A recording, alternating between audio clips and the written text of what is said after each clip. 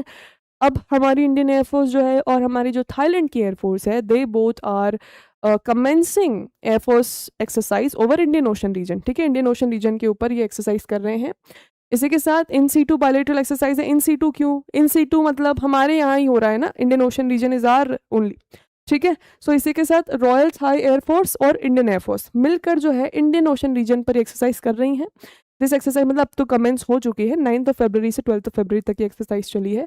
इसी के साथ अब एयरफोर्स की कोई भी एक्सरसाइज क्यों होती है, वही बेसिक चीज़ें आप देखने वाले हो कि भैया स्ट्रेंथनिंग कोऑपरेशन, इन्हांसिंग ऑपरेबिलिटी, ठीक है, आपस में जो है सिनर्जी बढ़े, इन सब चीज़ों के लिए ही होता है। डिफेंस मिनिस्ट्री के अनुसार जो इंगेजमेंट है इसको एयर कॉम्बैट ट्रेनिंग की तरह एग्जीक्यूट किया गया है और इसमें इंडियन एयरफोर्स के Su-30 MKI और हमारे जो IL-78 हैं जो मिड फ्लाइट रिफ्यूलर हैं ये देखे गए थे। ठीक है, क्योंकि IL-78 ध्यान रखना, ठीक है, ये सवाल एक बार आ चुका है एफकेट में 2 साल पहले शायद, कि कौन सा, यस आ चुका है, ठीक है, कि कौन सा एयरक्राफ्ट जो है मिड एयर रिफ्यूलिंग का काम करता है। कौन सा एयरक्राफ्ट मिड एयर रिफ्यूलिंग का काम करता है? What is the name of that aircraft? Please remember, it is IL-78 not IL-76। उस टाइम भी बहुत सारे बच्चे IL-76 टिक करके आ गए थे, ऑप्शन में था वो।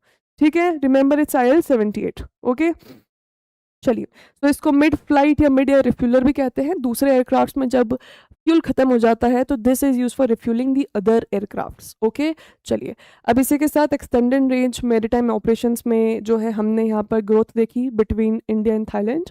इसी के साथ हमारा जो लॉन्ग डिस्टेंस डिप्लॉयमेंट कैपेबिलिटीज़ हैं उनको भी यहाँ पर एक्सप्लोर किया गया। तो थाईलैंड के साथ हमारी एक्सरसाइज इंपॉर्टेंट है बिकॉज थाईलैंड के साथ हमारा अच्छा है alliance, is okay okay okay, it's not negative. ठीक है, along with that Thailand and India shares some mutual background, cultural background हो गया and mutual targets as well Indian Ocean को लेके। ठीक है, सो इसलिए थाईलैंड और इंडिया का जो आप रिलेशन देखोगे अभी तक सावर नहीं हुआ है, अभी तक बढ़िया ही चल रहा है। Hope it goes like that in future also.